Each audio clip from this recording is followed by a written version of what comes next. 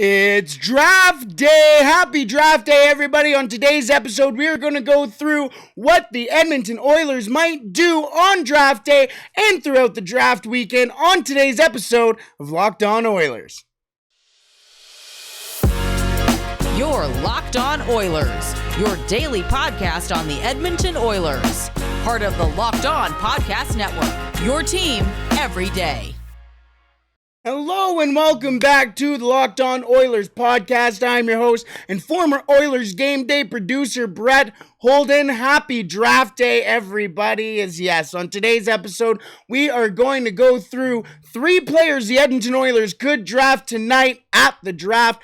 3 possible scenarios the Edmonton Oilers might be going through at tonight's draft.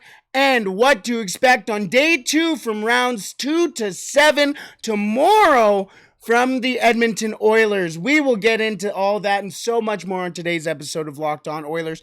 Thank you so much for making Locked On Oilers your first listen every day. We are free and available wherever you find your podcast. Happy draft day, everybody. I am so excited, as I've said so often over the last week, draft week, and basically any time around the draft is one of my favorite times of the year, if not my favorite time of the year. So that is, draft night is tonight. The Edmonton Oilers select at 29th overall right now. So let's go through the 3 players that I think, if the Edmonton Oilers do keep their pick at 29, who will they draft? Now, Ken Holland said yesterday in his media availability for the draft that he expects to use this pick. They expect to use a first-round pick, the 29th overall pick, to select somebody. Now, am I really sold on that? Not really at all. But for the sake of being whatever, let's talk about the 3 players I think the Edmonton Oilers should or could take at 29 in this year's draft. The first name is a name that has been floating around all over the place, it seems like, for the Edmonton Oilers. Bob Stauffer has mentioned it. A couple of other national people have mentioned it as well, and a lot of people have this guy mocked to the Edmonton Oilers, and that's Reed Schaefer from the Seattle Thunderbirds. This past season, 66 games played, 32 goals, 26 assists, 58 points for the Redhead. 25 in the playoffs, 25 games played, 6 goals, 15 assists, 21 points on a very good Seattle team. He was one of their leaders on that almost an NHL Cup run. They went to the WHL finals against the Edmonton Oil Kings, and that's kind of where a lot of the like around Reed Schaefer has come from. The Edmonton Oil Kings played Reed Schaefer in the final, and then a lot of people locally got to see Reed Schaefer play personally. Well, in live, I should say. And he's a pretty interesting name. A guy who can put up 32 goals in a season, but also a guy who can fight, who can get into the dirty areas. And the thing about Reed Schaefer is, and I've seen people comment on some of our videos and some of our tweets talking about Reed Schaefer, going, oh, you're going to draft a late second, early third round talent in the first round? I'm sorry, but if you're really valuing a guy who can score 30 goals, and if you combine playoffs and regular season, he scored almost 40 goals. If you combine regular season and playoffs, he scored almost 80 goals. In fact, he scored 79. On top of that, you get to pair that offensive skill with one of the grittiest guys in the draft, and the Edmonton Oilers have something they don't have in their organization all of a sudden. A guy who has bite, a guy who has the skill, a guy who's going to go out there and make it tough to play against the Edmonton Oilers. The Edmonton Oilers don't have that right now, especially if they move a guy like Zach Kassian, a guy like Evander Kane, if he doesn't come back. There are a lot of things that Reed Schaefer checks the boxes on that the Edmonton Oilers don't have in their organization, especially from a forward. especially from a forward. So Reed Schaefer, I think, is the first guy that I think the Edmonton Oilers are wanting in this year's draft. I think if he's not on the board at 29, you could see the Edmonton Oilers make a move there. Because I do think that a lot of teams, not only the Edmonton Oilers, not only teams from WHL area, but a lot of teams from around the league are taking a look at this guy and going, we don't have a guy like this in our organization. People tend to forget that. It's not always about, the talent, this guy is this guy can't score this many goals. You got to take a look at organizational needs, and especially considering the Edmonton Oilers don't have a second or third round pick in this year's draft. And Reed Schaefer would bring something that the Edmonton Oilers, like I mentioned, don't have, but something that the Calgary Flames do have right now in Matthew Tkachuk. I'm not saying Reed Schaefer will be at all like Matthew Tkachuk, but what I am saying is that he brings a similar type game. So Reed Schaefer, I think, will be the first name for the Edmonton Oilers on their draft board tonight. The second name that I see the Edmonton Oilers taking a very hard, long look at is Ryan Chesley from the U.S. National Team Development Program. We talked about him a while back now, one of our first prospects that we talked about, because he's another guy that a lot of people are sitting there and going, okay, the Edmonton Oilers have Philip Broberg, they have Evan Bouchard, who is now in the NHL, and then what? Personally, I think the Edmonton Oilers' depth in the organization and prospect-wise is very strong. I like Marcus Niemelainen. You have guys like Phil Kemp and Michael Kesselring, who I really like. Vincent Desharnais, there's been rumors that he has been potentially pushing for a bottom six spot as well from the Edmonton Oilers. So the Oilers do have some defensive prospects. That's kind of where it ends there for the Oilers. And it all seems like all of them could potentially push for that NHL draft, except for Luka Munzenberger, which I love Luka Munzenberger. But the Edmonton Oilers still do need depth. Not everybody is going to pan out, and the Edmonton Oilers are still going to be going on for the next 5-10 years. So who will step into that defensive spot for the Oilers? Well, a guy like Ryan Chesley in 59 games for the National Development Program, 12 goals, 17 assists, 29 points, and 69 penalty minutes.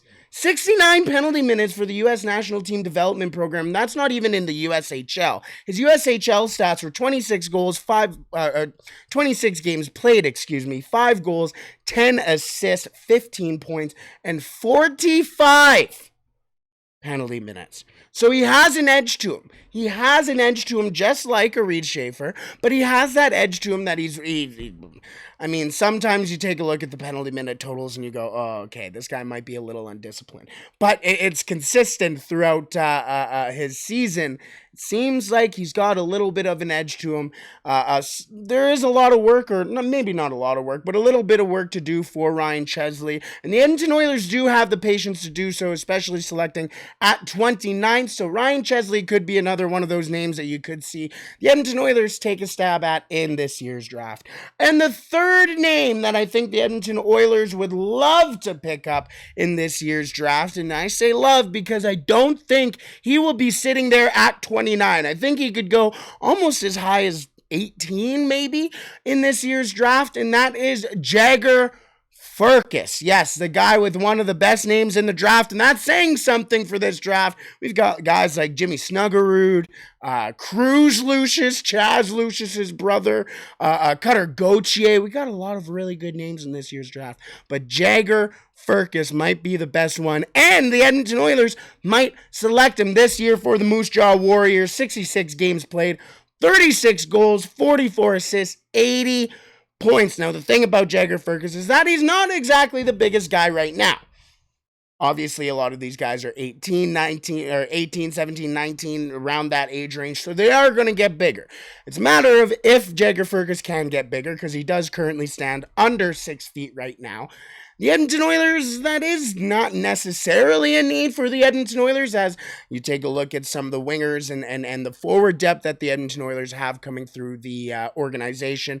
And I'm going to also mention the size as well. Kyler Yamamoto, I know he's been drafted for 5 years, I guess now, but he's still not the biggest player in the league or in the organization. So the Edmonton Oilers don't really need that type of player. I mean, still, he scored 36 goals, 44 assists, 80 points this year. The other thing is that the Edmonton Oilers in their organization, guys like Carter Savoy, Matvei Petrov, Dylan Holloway, Xavier Bourgault, Raphael Lavoie, they have a lot of very solid forward prospects who can do similar things to Jagger Firkus. But Jagger Firkus is a really exciting prospect. One of the best shots in the entire draft. And the Edmonton Oilers might get him in at 29. One last name as I put my notes away that I think the Edmonton Oilers might actually take a look at is formerly projected top 5, even top 3 pick, Brad Lambert. It seems like he's been having quite a monumental fall in this draft, and the Edmonton Oilers might just take a stab at a guy like that. Again, the Oilers are sitting at 29, not necessarily sitting in the best spot. Might as well take a flyer on a guy who is going to be one of the top picks in this year's draft.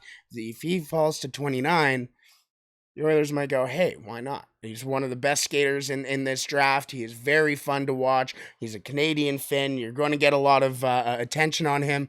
Why not? We shall see if he does fall all the way to the Edmonton Oilers. But what if the Edmonton Oilers don't have that pick at 29? What are some things the Edmonton Oilers might do in today's draft in the first round? Well, we will get into that and so much more in just a second. But first, from the people who invented healthy and tasty, the latest gift to your taste buds. You've probably already tried the Brownie Chunk Built Bar, the Coconut Brownie Chunk Built Bar. But guess what? Your friends at Built have given Coconut Brownie Chunk the Puffs treatment. Yes, they now come in puffs. That is right. The Coconut Brownie Chunk Built Bar flavor you love in a deliciously chewy marshmallow covered in 100% real chocolate. Yes, 100% real chocolate. It's like a fluffy cloud of coconut brownie goodness. Oh my goodness. Oh. Sorry. Stop drooling and listen. They are good for you. Low calorie, low sugar, high protein, and all delicious. The best part about Built Puffs is that, of course, they taste amazing, but you can enjoy them guilt-free because they're actually good for you. Yes, I just mentioned all the good things that they are.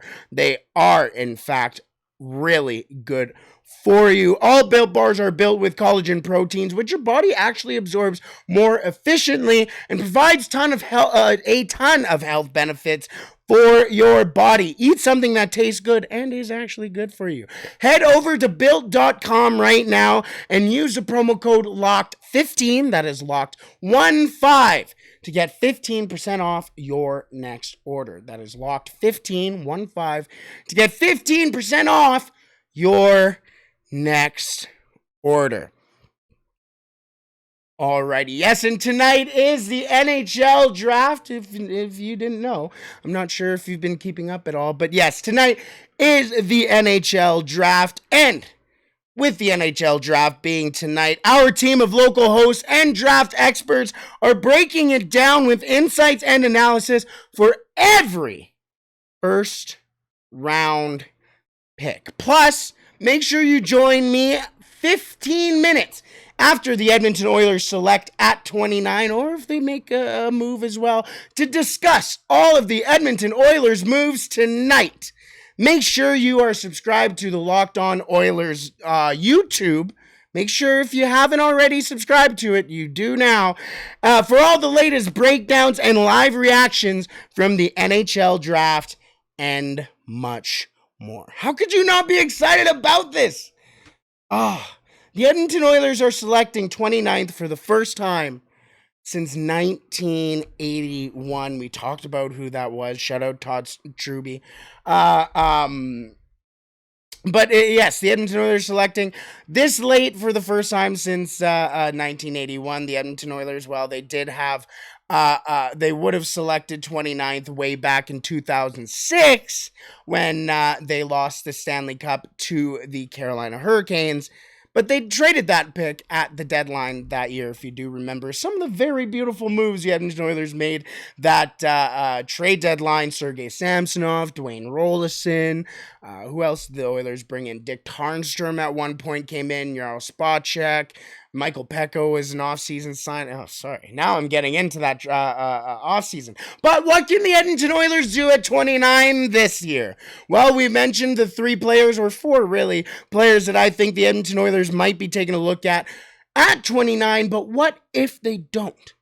Well, here are the 3 things that I think the Edmonton Oilers could do tonight, including keep that pick at 29. And that is the first thing that honestly I think the Edmonton Oilers will do. I think they will keep that first pick and select at 29. I know that's kind of changing my tune because I really didn't think the Edmonton Oilers would keep that pick. But more and more, Kenny Holland comes out there and says, I expect us to make a pick. And realistically, the Edmonton Oilers aren't going to give up anything in a trade. The Edmonton Oilers need to win trades because they're selecting 29th overall. They were in the final 4 of the season. They are in a win now mode. So the Edmonton Oilers aren't going to give anything away. They don't really have a lot of futures to help give away, really, in these drafts. So the Edmonton Oilers might as well just select with this pick, and I think they will. That is the first thing I think the Edmonton Oilers will do at the draft. But that's no fun. That's no fun. Let's get into a little speculation, huh? How about that? The second thing I think the Edmonton Oilers will do for in the first round with the 29th overall pick is trade it. But they could trade the pick just for second and thirds, just for future picks down the road in this year's draft. They could eventually use those in future trades as well. Pick the guy that they're taking a look at in the first round and say, hey, maybe we can get him in the second round. Maybe that's a Reed Schaefer.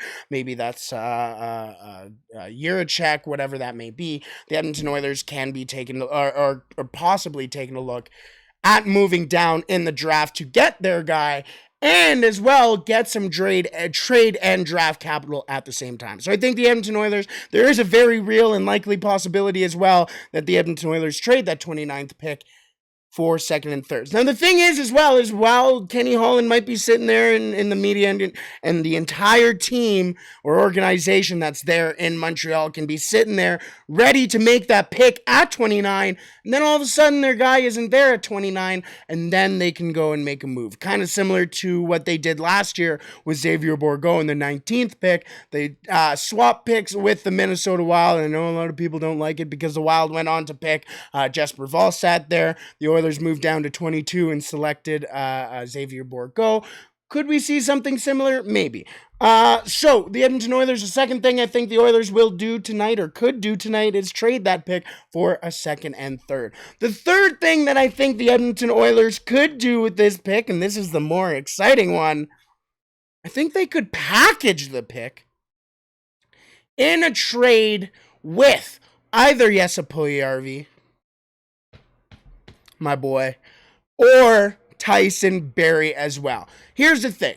The Edmonton Oilers have been very vocal and very adamant on the fact that they can wait all summer, really, on making a decision on Jesse Puljujärvi, because the Edmonton Oilers do have control of Jesse Puljujärvi no matter what. He's a restricted free agent, so if he doesn't sign a contract, he's just not going to play hockey. So it's a little bit of this, a little bit of that. So the Edmonton Oilers are willing to hold on to Puljujärvi over the summer. However, the Edmonton Oilers know that if the Oilers do hold on to him throughout the summer, his trade value goes down and down and down and down and down. Jesse Puljujärvi's trade value is as high as probably it's ever been, if not for a very long time. So the Edmonton Oilers might look to cash in right now. And if his trade value is that high, the Edmonton Oilers' first round pick is in play. Could they package the pick and Puljujärvi for somebody pretty good? Maybe. That's been something that has been suggested to me over the last couple of days. Do I think the Edmonton Oilers do it? No, not really, because I think the Edmonton Oilers are looking for a move just for Jesse Puljujärvi, just so they can bring in a one-for-one. I think they are just basically focusing on Puljujärvi alone. Could some teams call and say, hey, why not throw him in and we'll give you this? That is a real possibility. Again, things are changing right now as we speak. But I could see it happening. The other thing, too, is a part B to this, is I think they could package the first round pick in a trade with Tyson Barrie. Yeah, Tyson Barrie. I think Tyson Barrie is basically already all the way out the door. I don't think all the Oilers want it. Tyson Barrie, I've heard, is one of the best teammates they've had in Edmonton and one of their favorite teammates, I should say. So he's a popular guy within the organization, a popular guy for some people as well, for Oilers fans as well. He brings a lot to the table, but the Edmonton Oilers are against the cap a little bit. They need to have a big summer. Evan Bouchard does the exact same thing that Tyson Barrie does, but for much cheaper for now. But I could see the Edmonton Oilers packaging that pick with either Jesse Puljujärvi or Tyson Barrie as a part of a bigger deal. Maybe you get that first that goalie that you're looking for. Maybe you get that first line winger that you're looking for. I don't know. Just the possibility. So those are the three things I expect the Edmonton Oilers to do, or that the Edmonton Oilers could do tonight in the first round of the draft. The first one is select at 29. The second one is trade down for second and third. And the third one is to package it with a Puljujärvi and Tyson Barrie. I know it seems like you're walking away with so much insight. I know you're sitting there going, oh yeah, obviously the Oilers can either pick or they can either trade it. But it's draft day, people. Let's have some fun. Alrighty. Now today is round one. Tonight is round one, but tomorrow is round 2 to 7, or rounds 2 to 7, the second day of the draft. And so tomorrow's show will come out after rounds 2 to 7. So if you're sitting there going, why is there no episode out this morning? We're going to wait until after the draft, see what moves the Oilers do make, and see who the Oilers do draft tomorrow. And then after that, we will have an episode out after. But what could the Oilers do tomorrow? Well, we will get into that in just a second. But today's episode is brought to you by Rock Auto. With the ever-increasing numbers of makes and models, it is now seemingly impossible to talk to your local chain auto parts store or to stock all the parts you need for your car. Why endure often pointless and seemingly intimidating questioning, including is your Odyssey an LX or an EX? And wait while the person behind the counter orders parts from their warehouse that only their warehouse and their computer happens to carry. When you have access to rockauto.com at home and in your pocket right now, why choose to spend 30, 50, even 100% more on the same parts from a chain or local auto parts store? For example, that same Honda Odyssey, if you're taking a look for a fuel pump, at your local chain store, it's going to sit at around $353. On Rock Auto, $216. Save time and money while using Rock Auto. Plus, Rock Auto has been serving do-it-yourselfers for over 20 years. Go to rockauto.com right now and see all the parts that they have available for your car or truck. Right? Locked on, and where did you hear about us spot, so they know who sent you. Amazing selection, reliably low prices, all the parts your car will ever need. rockauto.com. Already, my stuff is flying all over the place, but that's okay. It's draft day. It's supposed to be chaotic. We haven't done our hydration break today. That's all right. Make sure you're doing a quick hydration break. Staying hydrated today. It is the summer. It's supposed to be getting hotter over the next couple of days here in Edmonton. So, isn't that nice? All this rain we've been getting and some heat finally. But yes, let's get into rounds 2 till 7, because the Edmonton Oilers don't really have a pick they don't have a pick in the second or third round, or the fourth round, actually. They have a 5th, 6th, and 7th round pick in this year's draft. Is that subject to change? Yes, absolutely. Will it change? Probably. So, what do we expect from the Edmonton Oilers tomorrow from rounds 2 to 7? Well, I think the Edmonton Oilers will be active. I think they're going to be looking to acquire a second rounder or a third rounder in this year's draft, or just they may even look at making a move for a player with future picks or the picks that they have right now. Obviously, the picks that they have right now won't be the centerpiece or really a big draw in the trade. It'll probably just be a throw in to be like, hey, here's a conditional sixth, whatever, But I do think that the Edmonton Oilers will be active. Whether that's, again, like I said, acquiring a second or a third round pick, or if that is bringing in a bigger player, kind of similar to how they did back in 2015 when they traded for Cam Talbot. So a bunch of random things that the Edmonton Oilers could do, but I do think the Oilers will be active tomorrow between rounds 2 till 7. The second thing I think the Edmonton Oilers will be doing tomorrow in rounds 2 till 7 is selecting a goaltender. Will that be 1? Will that be 2?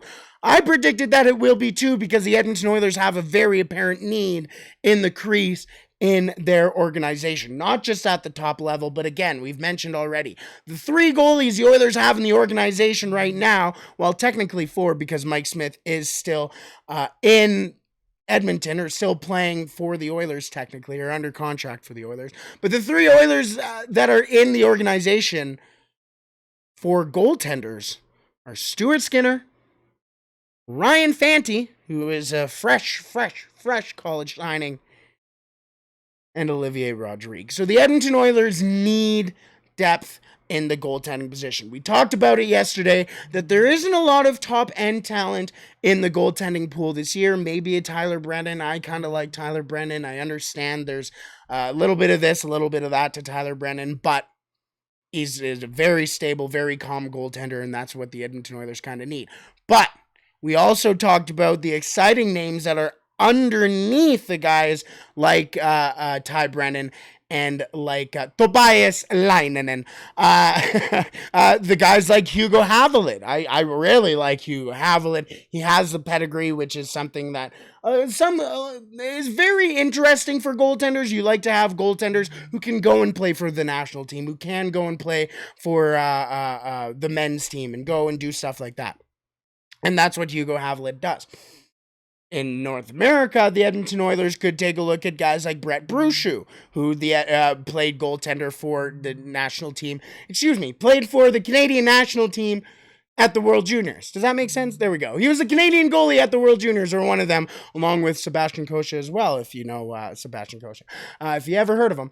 And there are a lot of names like that. Thomas Milic as well, who another Seattle Thunderbird the Edmonton Oilers would get a lot of exposure to and a lot of ability to talk to him throughout his development. A guy that a lot of people within his organization say, why hasn't this kid been drafted yet? They have said if a team doesn't just take a flyer on this kid in the 7th round, they call their amateur scouting staff stupid. Not direct words, but it seems like that's what they're implying. So the Edmonton Oilers, I think, will draft a goaltender. Whether that's 1, whether that's 2 tomorrow, we shall see. And the third and final thing that I think the Edmonton Oilers will do in Friday's portion of the NHL Draft is one of Zach Kassian, Tyson Barrie, or Jesse Puljujärvi will no longer be an Edmonton Oiler. I think as a part of the active nature of the Edmonton Oilers in this year's draft, I think one of those 3 players will become a casualty of that, a casualty of the cap crunch. Obviously, the thing that hasn't really been talked about is the reason why the Oilers are in a cap crunch is because of COVID. The NHL hasn't been able to really bump up the salary cap for the last X number of years. And when you're taking a look at trying to make your team over the last couple of years or previous, 2019, even at the start of 2020, you couldn't have expected this. You couldn't have expected 3 years down the road that there still would only be a $1 million cap bump in 2022, 2023. So that's what a lot of GMs are sitting there going, oh, okay, well, we didn't really expect this. I mean, once COVID and everything and the discussions kind of started, then they did start to realize, oh, okay, we're only going to get a certain amount of money in cap space. So now teams are going to have to get a little bit creative. That's why you saw a move like the Duncan Keith move, who there are still reports that Duncan Keith is still considering retirement. But you see moves like the Duncan Keith move where if he does retire, then the Oilers get extra cap space. You see a Felipe Myers type deal to the Tampa Bay Lightning, where if they buy him out, they get X amount of dollars afterwards for buying them out. They basically get a bonus on top of the Felipe Myers buyout. It's weird. But you see deals like that. So could we see something like that from the Edmonton Oilers? We shall see.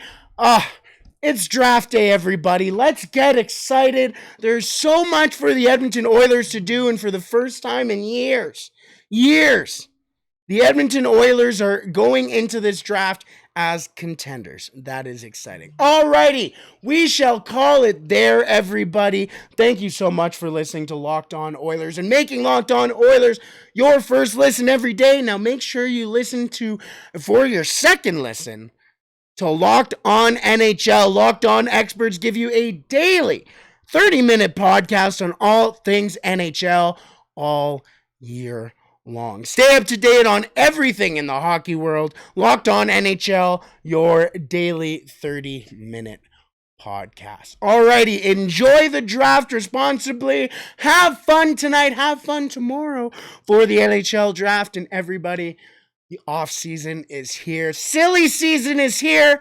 Let's have some fun. Alrighty, let's have a good one. Stay safe. Don't do anything I wouldn't do. Happy draft day.